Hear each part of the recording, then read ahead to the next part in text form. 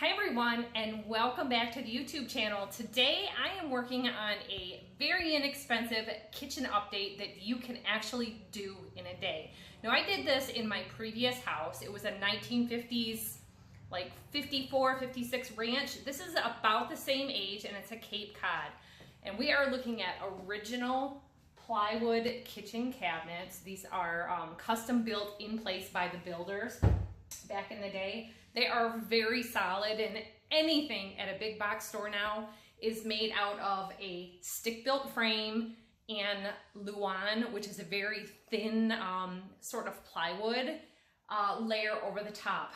For heavy use, these have lasted from 1956, I believe, to 2024. And this is an endless, timeless sort of thing that you can do to update your kitchen. So I'm just going to show you, this is called lattice trim, and they sell this in the wood section at any big box home improvement store. So this is real thin, and it's, you can see how it's got kind of burrs on the edges and rough. You'll have to sand this a little bit by hand, but I will tell you a simple sanding block or just a scuff sanding is all you need. You don't need to break out the giant orbital sander or the drum sander. This is really soft wood and it takes primer and paint very easily. The cabinets were all painted about a year ago. But they need an update. The kitchen handles were updated and that made an improvement, but now it's time to give it a little different look. And I've heard this called shaker style cabinets or mission style. And basically what we're doing, the cabinet edges are rounded or routed with a quarter round router. So it's just slightly beveled on the edges. I'm gonna go ahead and box it in up to that beveled edge. You can see that. And the best thing I can tell you to do for that is just a light coating. I just put a couple of dabs of glue on the back of the lattice, spread it out with your finger, a rag, a damp paper towel works really good, or a craft paintbrush works really well. Now I also have a pin nailer. You can also use a crown molding stapler. These pin nailers or finish nailers work really good. This is an 18 gauge. This is Performax. I've had this for a while. It works really well for doing this job because I could just put up in a length like this. This is about 30 inches. About 4 to 5 nails. In a length that long, because the glue is going to also help that. You want to do that so it's not going to be separating or trying to buckle under humidity and different things like that. Some people like to sand the surface of the cabinet. I found it's not really necessary in this case, as the paint is old.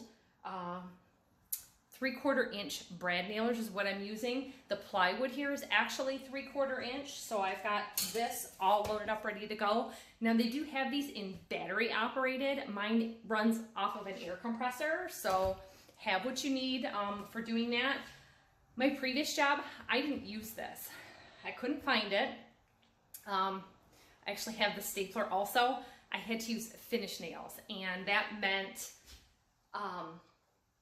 setting each nail with a set head to countersink that, fill it all in with wood filler, and then sand over that, prime and paint.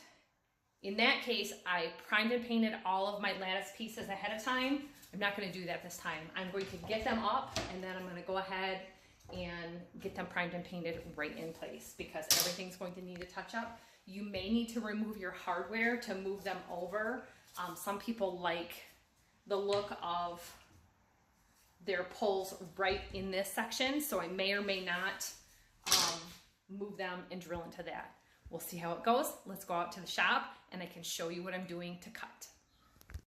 So in today's case, I'm using a sliding miter saw. It goes back and forth to cut through long lengths or widths of wood, and you just push it down, it activates the blade, safety glasses, you know, your goggles.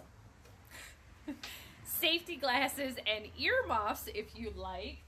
It's not terribly loud. It's a good thing to do. I'm gonna grab a cotton ball and throw it in my ears, and I've got my sunglasses for my safety goggles today.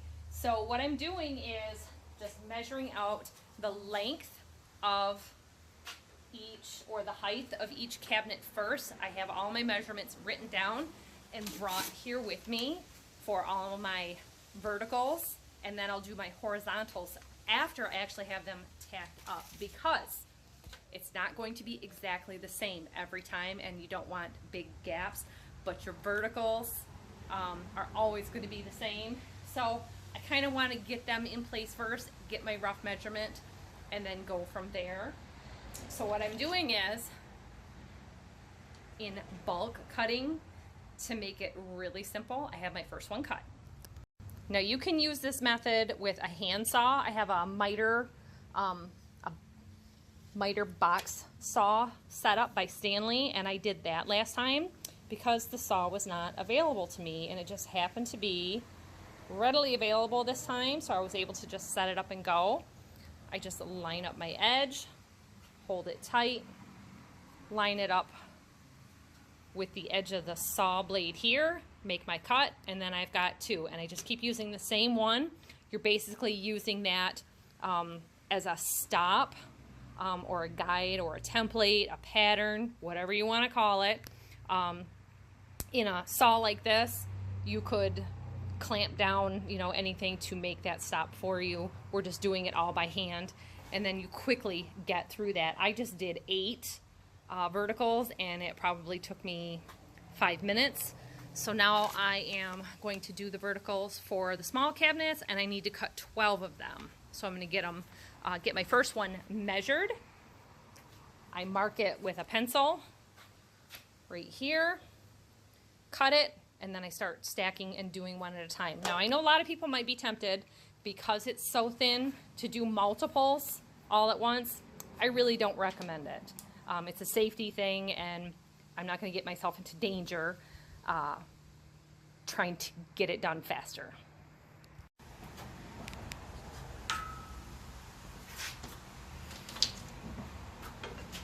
Now, new cabinets would cost hundreds of dollars. A stick of this lattice used to be about $5.63. I think it's up a little higher now, maybe about $6.50. That's a quick, easy way to change the look of a cabinet. So it looks like I'm doing 11 3/4. Just go ahead and mark it at the 11 3/4 and cut just to the side of your measurement. And that way I only have to cut once. So I have to remember which end I want to keep. Okay. So I'm just lining it up with the blade. I want to cut just to the side of that.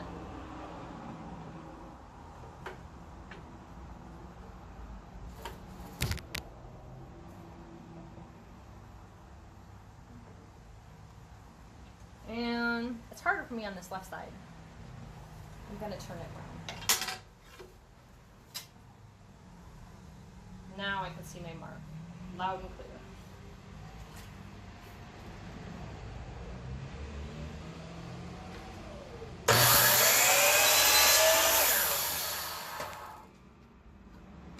So then to illustrate, I just stack it, I hold it with my finger. Now, without engaging the blade, I pull this down, and I just touch the blade. Run it up. I want to make sure I'm not trimming anything off of that.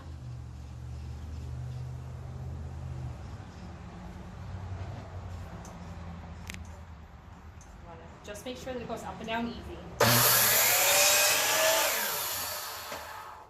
And just like that, I have 2 cuts.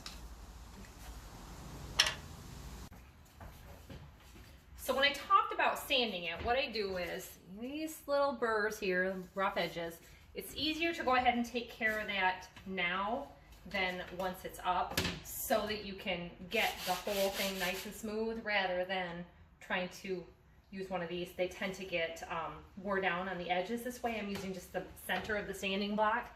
These are about $1 or $2. And this is a drywall sanding block. It has a coarse side and a fine side. And what I'm doing is just making sure that there's no burrs from my cut edge. And then from the manufacturer's edge, this was actually a bigger piece of wood that was cut. And what happens is they get a little bit of tear out from the saw. And that's why I was saying, not a real heavy duty sander for this job at all. It's 5 minutes to do this entire stack. Looks like I've got 9 cut. I got a little ahead of myself. And then you want to make sure your smoothest side is facing out, because like this is a real nice smooth side. And on this side, if you look, I don't know if it's picking it up, you can see the saw blade from them slicing this. So basically this started from, you know, a chunk of wood like that, maybe a defective 2x4. And this lattice is actually used for making lattice work, like for your garden, your deck, the bottom of your porch. And tearing one of those apart to do this would be a lot of work and you'd end up breaking it. So you're just starting with the straight product. So now that I have this nice and smooth, I'm going to go ahead and apply some glue. Let's talk about a tool again real quick. This is a square, and this is going to allow me for my top piece and my bottom piece, you can use a level with a square and make sure that it's all lined up. You don't want to step back and have that eye twitch from looking at it forever with it not lining up. So what I'm doing, let me open this and show you just like on a surface. I'll hold this, and you can use clamps. They have spring clamps, they have screw type clamps. I'm gonna have to do this backwards for showing you.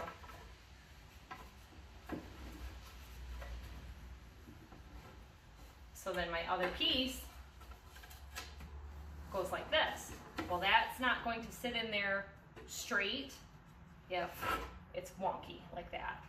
So you don't want to really just eyeball it. This square is going to keep you from having a problem with things not lining up later on. By not lining up, I mean just being askew. We don't want odd shapes and whatnot. I just want a nice rectangle border. So just get yourself a simple wood filler. This one is real thick and putty-like, and it's been around here for a while. It does not take much. I am going to want to move where they're at. This is paintable, it's stainable. And the better job you do in applying, the less sanding you have to do later on. So keep that in mind. Got some holes here from a magnet from a long time ago. Let me get rid of that. Well, the magnet's still there on that side. Looks like I need to pick one up. Well, just easier to go ahead and fill that for now and come back to that part later. So this usually dries in about a half an hour. And if you don't want to use your finger and you want a nice smooth finish, if you can find one, you can use a little putty knife or a scraper. And sometimes this shrinks a little bit, and that's why I like to use my finger, because then you don't have that. Because if I show you right up close, you can see that little divot. That's going to show when I paint. And I don't want to have to come back for more. So in my case, more is better. And it's pretty warm. It's not going to shrink much. So now I can just go ahead and show you what I've got going on here. I've already applied some glue, and I just spread it out real quick.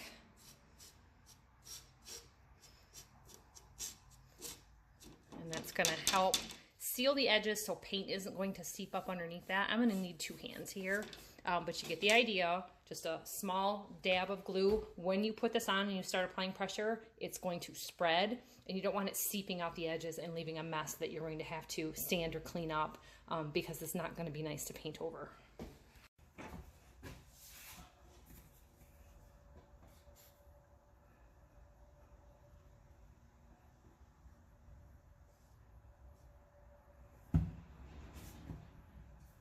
And then your wood filler you can also use on your joints at the end, after you've got everything. If your air compressor is set too high, it'll countersink your nails and you'll have to use wood filler there.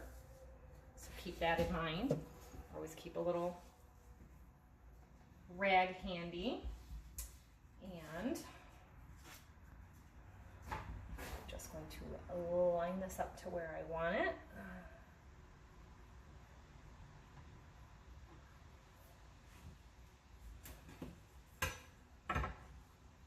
And this is where the level works really good, so that you can get it straight or plumb to your edges. So I have to step off the camera real quick and grab that before I tack this up. Okay, so all leveled up and boxed in, and I just want to show my pin nailer leaves just the smallest impression from the end of the machine or nailer. So we're just going to go ahead and fill those in.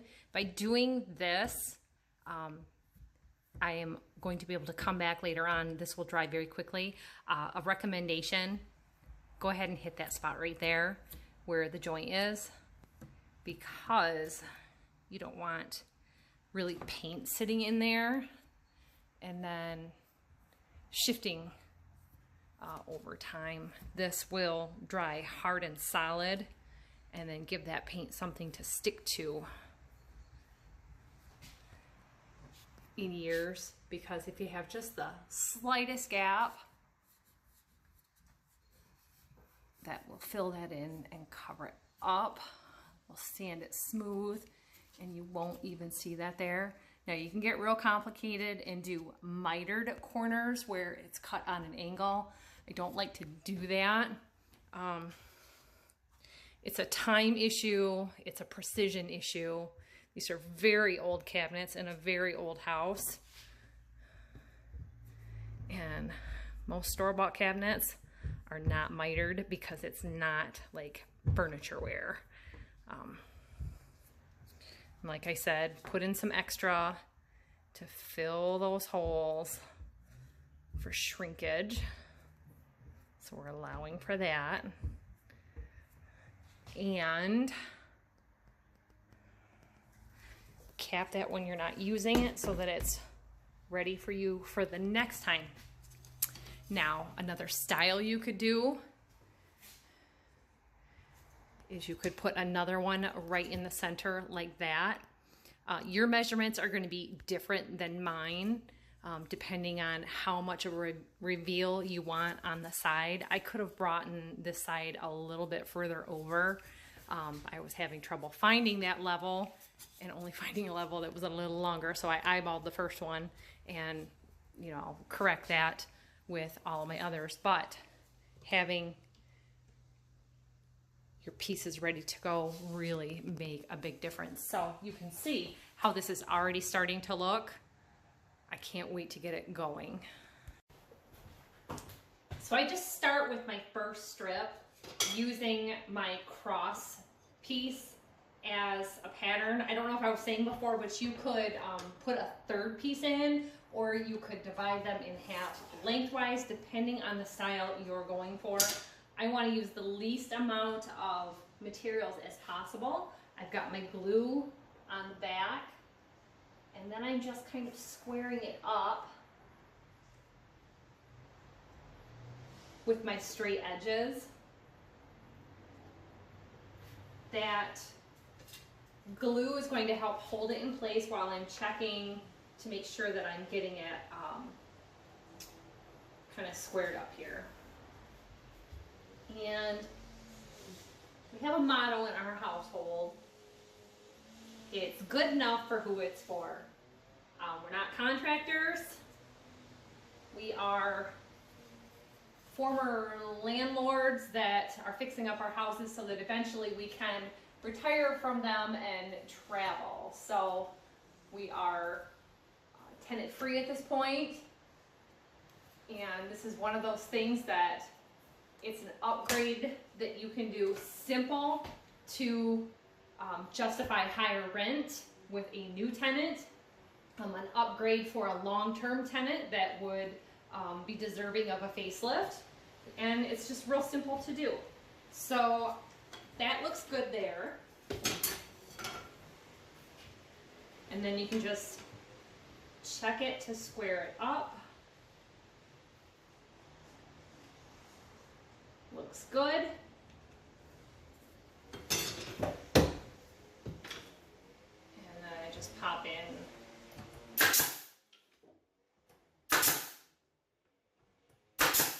three of those. Now for filming purposes, I didn't bother to lower my glasses. I've got the cotton ball stuff down in there, so I'm good with that. These barcode strips, I just stick on the back. If you paint over that, it's going to leave a noticeable residue. So I just don't find it. It's not worth the time. This is just kind of a afternoon sort of project. It's not super fast, you need some time. And now that I'm in the house, I can show you. This is the way I did the first one. It's a miter box. It holds your saw so that you can make it nice and straight. It's pretty quick with this material and you can do it. I did my entire last kitchen with that. So I've got no glue on this one and glue on this one. And it's just going to help me line this up where I want it, so that I've got it straight. Because at this point, I'm basically squaring or leveling my first one, and that's it. So that looks real good. I can go ahead and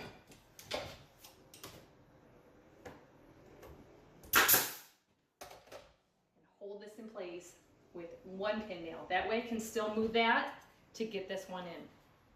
You can do this, and that's one of the things that I did previously. I took every cabinet door off, laid it on my garage floor, and I crawled all around my floor. And I didn't have my nailer, so I had to stick it all up. I just wasn't paying attention. I'm gonna wipe that off, and then I'll just sand it when it's up there to get rid of my glue residue. Mistakes happen more on film than not, and a lot of people don't show their mistakes. We're all human, why not? All right.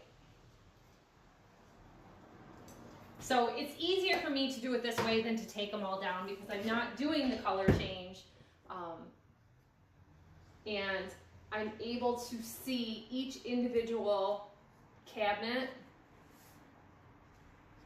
And this is an extra trick that you can do to help make sure that each one lines up with the other. Take another piece of your lattice over the top so that you've got a nice straight line. Now, a lot of these, especially this thin, can look warpy. So you just don't want it, you know, way, way off.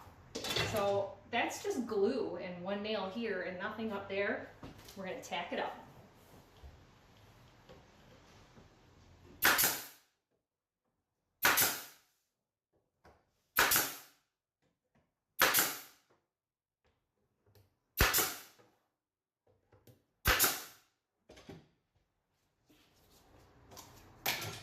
It's very simple. There's a lot more to filming and editing and showing somebody how to do something than, you know, kind of what's in all of it. So You know, I apologize if it's long, but I want to explain. I don't like to do shorts. We don't do TikTok. Some of these house flipping schemes and things on like HGTV in the past and whatnot. A lot of people got into a lot of trouble financially because they didn't know how to do these kinds of upgrades, repairs, remodels on their own. And it's really hard to keep a contractor on time or on budget.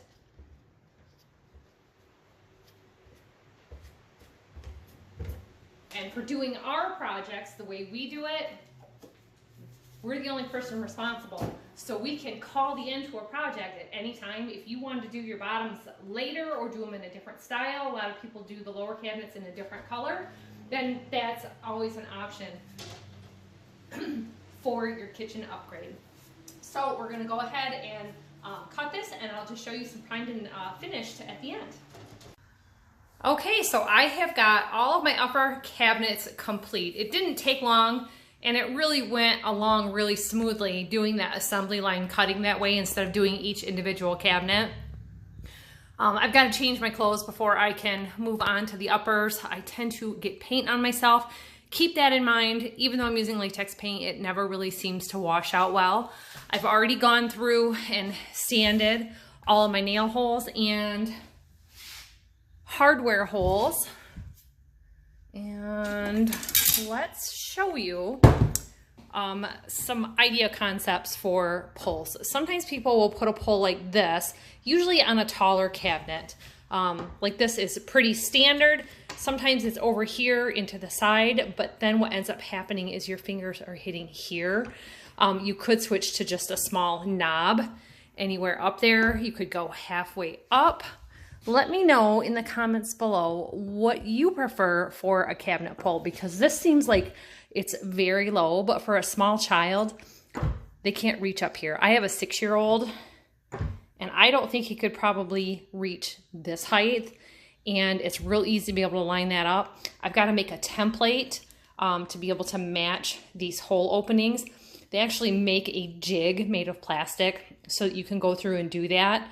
I'm going to do this on the free and cheap the best we can. I actually had all of this lattice pre-bought from years ago, left over from the last project, and I took a little walk and checked the garage, and I found out I had enough to do all my bottoms. So the next project is going to be removing all the hardware on my lower cabinets and removing the hardware on all of this. I do want to address or make one mention here. This was a insert with straight lines inside of it. I picked this up at a free cycle store, and it's got a beveled edge. You're never going to be able to match this unless you make it yourself. I didn't want to get everything out when I knew that this would do. I'm still going to trim it out, and you won't really notice the depth difference because this is a little thicker. I believe it's 1-inch oak. Good enough. Like I said, the motto is good enough for who it's for.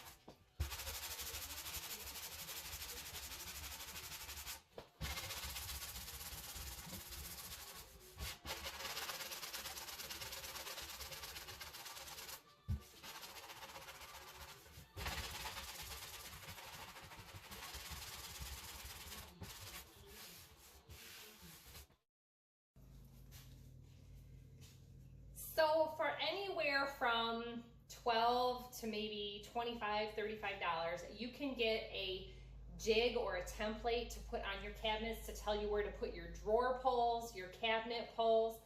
I have a much simpler, almost no cost method for you. I've got a marker or a pen, your hardware that you're going to use.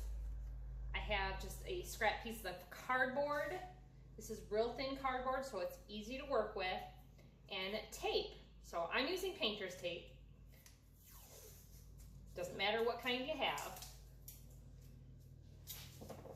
And what you're gonna do is take your hardware,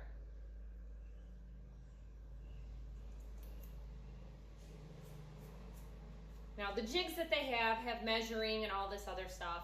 I am looking for the holes and only the holes. So, got a toothpick here. Use a nail head, use your screwdriver, it doesn't matter. And just poke that right into your mounting hole. Just like that. And just find the other one. Make it around, make it a little bit bigger, see?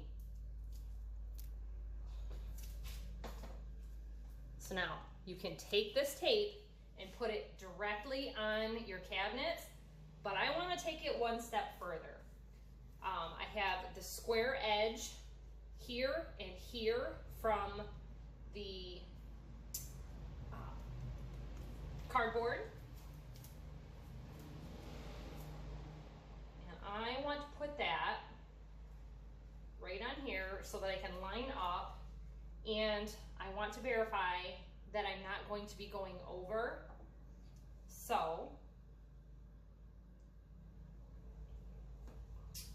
I'm going to go ahead and line this up like this. I turned it over sticky side for my square edge. Because I decided that I want to have my handles down low.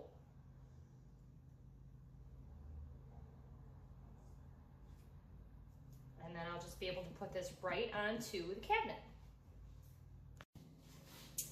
So now I've got my tape transferred and made sure that my edges are nice and square. I've gone ahead and popped the holes through. You can use your drill bit, you can use the screws to help get that through there.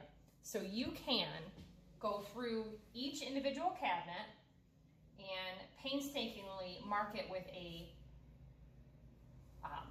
ruler and a square and take forever doing it.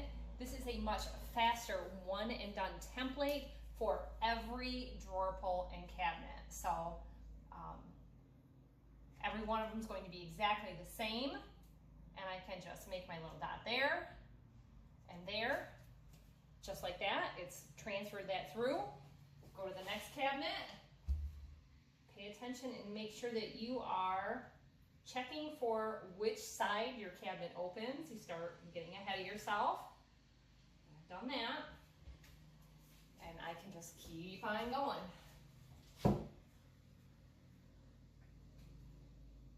It's a great handy tool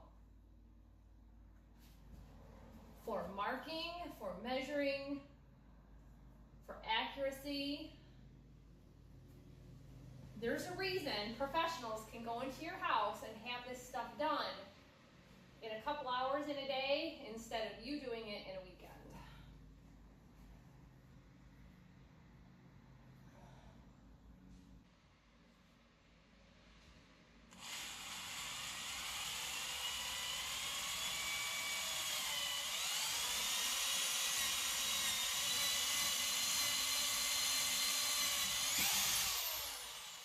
just like that, we're through.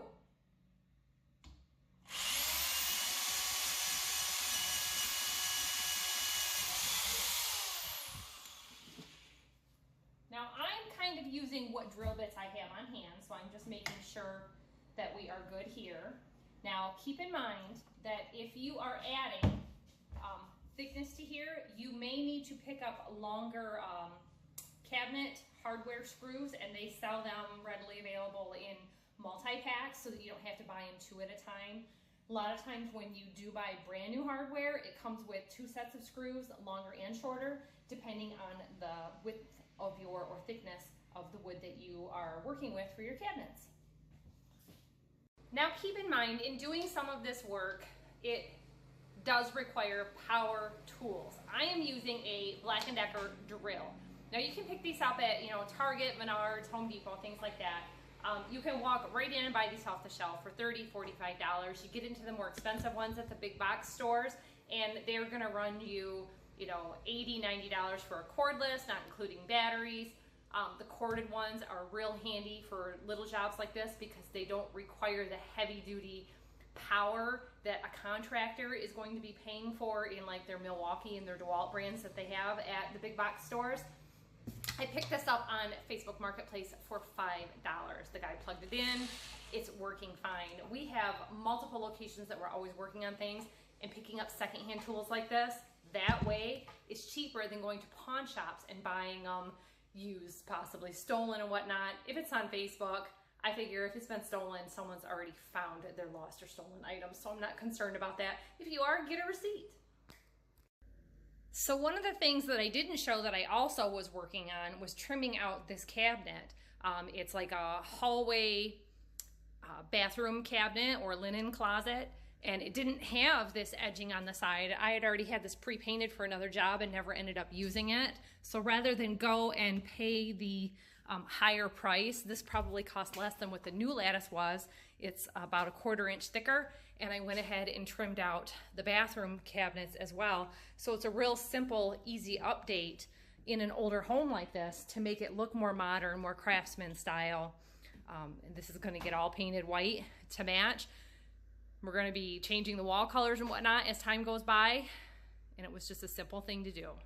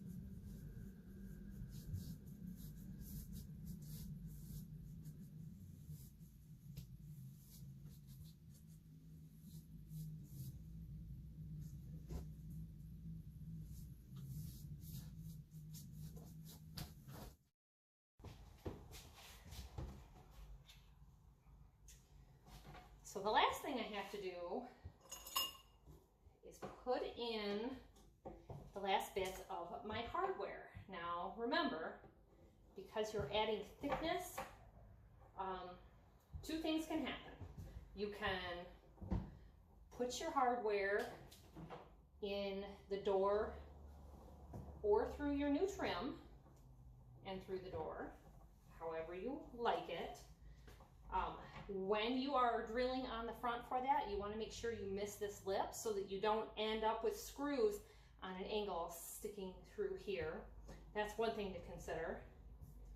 And the other thing to consider is making sure that this is where you want it. So I've taken all of my old hardware from being like here to being down low to where the kids can reach it. So if you're gonna run into that lip, you're gonna wanna put your hardware here. And because of that, going through this trim, I had to switch to a 1/4 inch longer screw. Now you can get these in the bulk packs at some stores. If they don't have them, where they sell the hardware, check in the nuts and bolts bins. So it's a number 8, and I went up to a 1 1/4 inch thread. And I just gotta sink that bottom screw in there.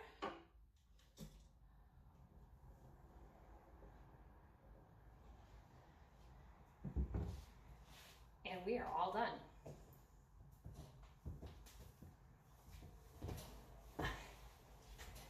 So if this video gave you some ideas on how to renovate your old kitchen, like and subscribe, keep watching because there's always many more updates going on. One of the next things I need to do is figure out what to do with this old ceiling vent fan.